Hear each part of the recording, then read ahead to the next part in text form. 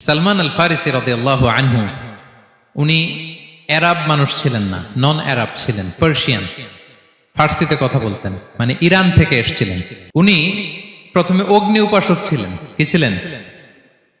অর্থাৎ ওই যে জরাথুস্ত যারা আগুন দেখলে এরা পূজা করে, আগুনের পূজা যারা করে, জরাস্ট্রেনিয়ান, এই ধর্মে বিশ্বাসী ছিলেন। আগুনের পূজা করতেন ইরানে। তিনিও আগুনের পূজা করে, তার বাবাও আগুনের পূজা করে। তো একদিন বাবা একটা কাজে পাঠিয়েছে, ওই কাজ করতে যেয়ে সে খ্রিস্টানদের গির্জা ক্রস করতেছিল। ছোট মানুষ গির্জা ক্রস করতে যেয়ে দেখে খ্রিস্টানরা কেমন যেন আলাদা ইবাদত করে, নামাজ পড়ে। এটা দেখে খুব ভালো লাগছে, তার খুব ভালো লাগছে। বাড়িতে এসে বাবারে বলে, বাবা আমি দেখলাম যে খ্রিস্টানরা তাদের চার্চে গির্জায় নামাজ পড়ে, এটা তো অনেক সুন্দর, আমরা যে আগুনের সামনে যা করি এটার চেয়ে ওইটা সুন্দর। বাবা বলে, খাইছে, ছেলে তো আমার শেষ হয়ে যাবে।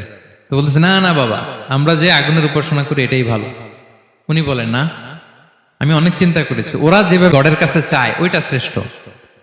বাবার সাথে ছেলের, সালমানের অনেক তর্ক বিতর্ক।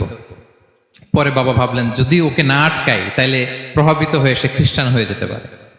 তো ঝগড়া তর্ক বিতর্ক শেষে তার পিতা তাকে শেকলবন্দি করলো। কি করলো? পায়ে শেকল লাগায় রাখছে। কিন্তু ছেলে তো মনে মনে খ্রিস্ট ধর্মের প্রতি আকৃষ্ট হয়ে গেছে। তো ওই খ্রিস্টানরা তার সাথে লুকিয়ে যোগাযোগ করত।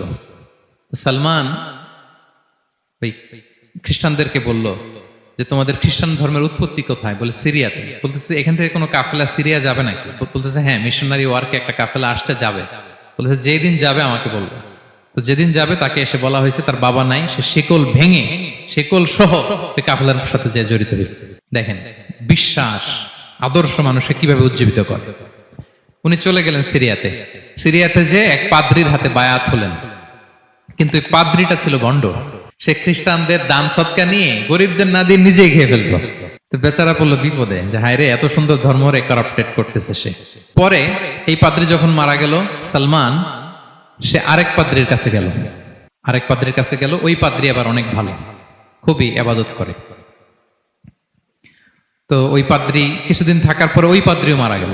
ওই মারা যাওয়ার আগে সে জিজ্ঞেস করতেছিল যে, পাদ্রি, এই বর্তমান পৃথিবীতে সবচেয়ে ভালো খ্রিস্টান পাদ্রি কে? বলতেছে, আর কেউ নাই। যদি ভালো খ্রিস্টান পাদ্রি তোমাকে পেতে হয়, জানতে হয়, তোমাকে ইরাকের মোসেল শহরে যেতে হবে। এবার মোসেলে যে সে আরেক খ্রিস্টান পাদ্রির কাছে থাকলো। কিছুদিন পরে ওই পাদ্রিও মারা গেল। তো মৃত্যুর আগে তাকে জিজ্ঞেস করছিল যে, পাদ্রি আপনি বলেন তো, আপনার পরে শ্রেষ্ঠ পাদ্রি কে আছে পৃথিবীতে? সে বলতেছে, আমার পরে শ্রেষ্ঠ কোনো পাদ্রি আর পৃথিবীতে নাই। খ্রিস্টান ধর্ম শেষ হয়ে গেছে, নাই। তবে জেনে রেখো, শেষ জামানার নবী আসার সময় ঘনিয়ে এসছে। তিনি যে এলাকায় আসবে, এলাকাটা চারদিকে পাহাড় বেষ্টিত থাকবে। চারদিকে থাকবে পাহাড়, খেজুরের বাগান, মরুদ্যান। তাকে চেনার আলামত আছে। কি আছে? আলামত আছে। এক নম্বর আলামত হচ্ছে, ওই শেষ নবীকে দানের খাবার দিলে তিনি খায় না, কিন্তু উপহার দিলে সে নেয়, খায়। আর তার পিঠে দুই কাঁধের মাঝখানে একটা নবুয়তির মোহর আছে। সুবহানাল্লাহ। যদি পারো তার কাছে যে বায়াত হও। সালমান আল ফারিসি পাগল হয়ে গেছে ওনার সন্ধান পাওয়ার জন্য। কিভাবে যাবে, কিভাবে যাবে? তো উনি কিছু ছাগল পালতেন।